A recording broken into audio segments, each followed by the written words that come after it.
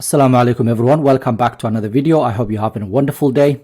We need to talk about the stock market. We need to talk about what's happened yesterday, where the stock market went down. I think the S&P 500 was down about 2%. The Dow Jones was almost 2%. The Nasdaq was 2.5% down. So I want to talk about this because initially I had a plan for another video, which I've recorded and I will release it at some point tonight to answer all your questions. But I want to talk about this really important thing because I know some of you asked questions about what do I do? Stocks are down today and so on. And we haven't spoken about this for a while. So I want to talk about it today because when something like this happens and the markets are very in the red, everything is in the red. You watch the news and you see this type of, headlines. As a new investor, you start panicking, you start worrying about because all you know is just thinking, my stocks are going down, I'm losing money. What do I do? The panics, then you start panicking, you start selling it. And that's what normally happens. And this is probably why a lot of these companies are in the red, because it's not just the retail investor, just like you and me and so on, that's selling it. Obviously, institutions are selling it at the same time. So we need to think about the bigger picture. We need to understand what to do in this kind of situations because it's easy. Trust me, it's so easy to invest in when things are going up. So 2020, 2021, literally every single stock that I had in my portfolio, I buy it today, tomorrow I was like 3, 4, 5% up. Nothing was going down. Majority of the companies that I own at the time were going up to the moon every single week. And it was just like euphoria, if you like. You buy a new crypto and it goes to the moon and someone is making it, someone invested $8,000 and right now they're making $5.6 billion on Dogecoin and stupid stuff like that. And so all of that has happened, and all of a sudden people start investing in the stock market, and now the opposite is happening. Everything is going down, and people are like, what the hell is going on? Things are supposed to go up, but not really. Okay, we are most likely going to end up in a recession if we're not already in a recession. Things might not basically be going out to the moon in the next few months and basically years to come. So you need to be prepared and you need to know exactly what to do in these kind of situations. So I've got a couple of videos I want to share with you from Warren Buffett, someone who's actually been around for a donkey years, knows what it's like to invest in the stock market and has made some money basically buying quality companies. And I want to show you a couple of those videos and then I'm going to go elaborate some of the things that I am doing and what you should be doing really moving forward, especially if you are new to investing. I never know what markets are going to do. There's never been a time in my life when I know what markets are going to do over a long period of time. They're going to go up. But in terms of what's going to happen in a day or a week or a month or a year even, I've never felt that I knew it, and I've never felt that was important. I will say that in 10 or 20 or 30 years, I think stocks will be a lot higher than they are now. I know you look at things like that, but I also know that you look at stocks and try to decide if they're fairly valued, if they're overvalued, if they're looking cheap at this point. And we have been waiting for a correction for an awfully long time. That's finally come. Do stocks look cheaper to you, just based on where we've come? Well, anytime stocks go down, as far as I'm concerned, I like it because I'm a net buyer of stocks. I've been buying stocks ever since I was 11 years old. So when stocks go down, it's good news. Just like when hamburgers go down, it's good news, or Coca-Cola goes down, it's good news in terms of anything I buy. But stocks are going to go down. You could probably look it up as to what percent of the days since I was born they've gone down, and maybe it'd be 30% or something like that. And you can't predict what stocks will do, but in the short run. But you can predict that American business will do well over time. And to me, that's really important. Okay, the fact that he said he's a net buyer of his stocks, he's not really worried about when it goes down. He actually likes to buy stocks when they go down, and it's really that simple. If you are an investor, right? Just say, let's use this example, right? You like to go to JD or other companies or Nike website and Adidas and so on, and like to buy their trainees and so on. Imagine if Adidas comes out tonight and says, you know what, every trainers that we have on our stock is 20% discounted or 50% discounted. What do? People queue up for days to get these type of discounts. But when quality businesses do go down, what do? We do the opposite. We sell them. It makes absolutely no sense. If the fundamentals of the business has changed, I get it, right? But if that has not changed, why are we selling it? What's going on? Like company like Broadcom, nothing has changed. The business is still fine. The business has not even reported any earnings or anything that week. And then they're down 4 or 5%. And then someone starts panicking and sell them. So it's really important to know what you own. And that's the next thing we're going to look at. Okay. But when stocks go down, that's an opportunity for you to go and buy, because we are generally a net buyer of stocks. And it's really important. And you lay this out in the annual report, but a lot of investors are told, retail investors are told, that they should have a certain percent of their portfolio in bonds. Maybe they're told 60-40, maybe they're told 70-30 stocks to bonds. That's something that you should do, and that's the safe way of doing it. What are they missing? Some people should not own stocks at all because they just get too upset with price fluctuations. If you're going to do dumb things because a stock goes down, you shouldn't own a stock at all. No, I mean, what are dumb things? Selling a stock because it goes down? selling a stock because it goes down. I mean, if you buy your house at $20,000 and somebody comes along next day and says, I'll pay you 15, you don't sell it because the quote's 15.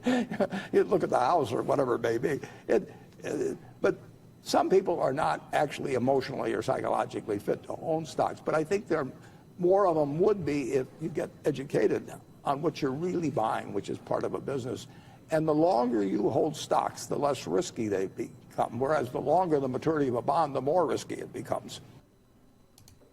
Warren, let's talk about some of the things that really resonated with people, and maybe start where you began the annual meeting this year, and that was talking to your investors and telling them a little bit about investing, some tips and lessons along the way. You kind of used it as normally I don't do that. I mean, in fact, I can't remember when I did it.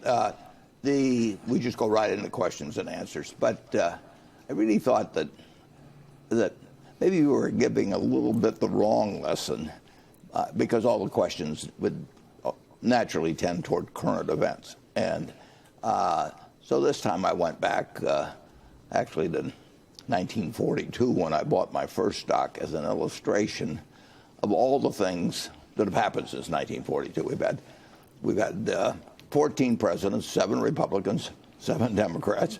We've had world wars. We had 9/11. We had the Cuban Missile Crisis. We have all kinds of things. The best single thing you could have done on March 11th, 1942, when I bought my first stock, was just buy an index fund and never look at a headline, never think about stocks anymore, just like you would do if you bought a farm. You just buy the farm and let the tenant farmer run it for you. And I pointed out that if you'd put $10,000 in an index fund that reinvested dividends, and I paused for a moment to let the audience try and guess how much it amount to, and it would come to $51 million now.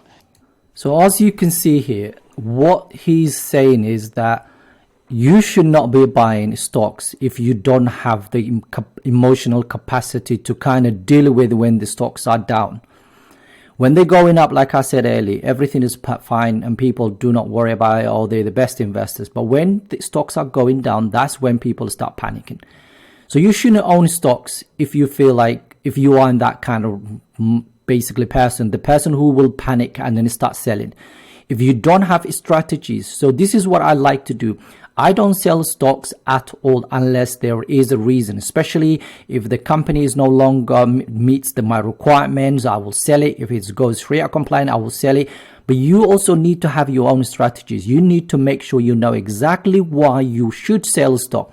Every single person investing in the stock market should have reasons why they're buying that company and why they're selling it. And remember, these are actual companies. This is not just some ticker symbol that's just on a website. There is underlying business behind this whole thing. And if you start looking at it that way, then you wouldn't have a problem. So that's the first thing he talked about. The second thing he talked about is something that's really started to resonate with me a lot lately, because of individual stocks are very, very difficult. So some people are actually better, and I know our investment community is actually better than me when it comes to the ETF side of things. Okay, people said to me, listen, I don't have the time or basically to do all this research for, for these old individual stocks. So I'd rather own an ETF and then forget about it. So he talked about index fund. Now, unfortunately for us, we don't have index funds that we can or that Sharia compliant, that we can just put all our money. I promise you right now, if there was a Vanguard, I don't know, like a similar to VO, where ETF that tracks majority of the halal companies in the S&P 500, I would actually sell every single stock, maybe leave about 4 or 5, right? But majority of my money would have been in that ETF. And the reason is because you don't have to worry about the fluctuations of prices and things like that. You don't have to check individual stocks. You don't have to worry about the earnings reports and nothing like that at all. There's 200 companies in this individual ETF, right? Those 200 companies, someone else manages the whole thing. I don't have to do anything. iShares or BlackRock, the company that owns it, does all of that job for me. All I have to do is just pay them the expense ratio and then leave it completely and add to it every single month. So if you are one of those people who are buying stocks right now and you don't have the time, and maybe you're not in that mindset of buy and forget and buy when things are down, then you should definitely own ETFs and forget about it. Don't even look at it. Basically automate it such a way that your money comes in straight to the brokerage account and it goes straight into the pies that you've created for yourself. Especially if you're using like the pies here, you can easily reinvest. So you can invest basically automatically. So you can have that auto thing basically turned on, and you can decide how much money that will come out of your account every single month, and then see how basically your overall portfolio grows. You don't have to worry about that. The only thing I'll say to you, if you're doing individual stocks, you better have the capacity to deal with when the markets are down, okay? And use that as an opportunity to buy more of the companies that you own. Just like example, right? Yesterday, a lot of the companies were down. What did I do? I bought more of 3M because I actually need to basically bring down my own average, right? So right now it's $155 per share. Yesterday it was $160. So by buying a couple of more shares, I actually brought it down to $155. So it's about $5 difference. That's good. So if the more I do that, the more I can bring that down. Now I'm looking in my stocks again. Today things are okay. So today I think the majority of the companies are doing okay. So a little bit green today. So I'm not going to touch it. So final thing I want to basically mention is someone in the Discord, a young brother, actually asked me a question that's very important today. I haven't actually answered his question on the Discord yet. I will do that in a second. But one thing he was asking basically about is the fact that, do you do just dollar cost average every single whatever, or do you buy it when stocks are down? Okay, my answer to you, brother, and everybody else out there is just I buy stocks every single week, whether they're up or down. Some weeks, basically some days I buy it when the markets are like 2% up, because dollar cost averaging is better than trying to time the market, because no one knows what's going to happen. No one knew that the stocks were going down 2-3% yesterday. Tomorrow we might be 4% up. No one knows. Today we're actually up apparently, just by fractional difference basically, right?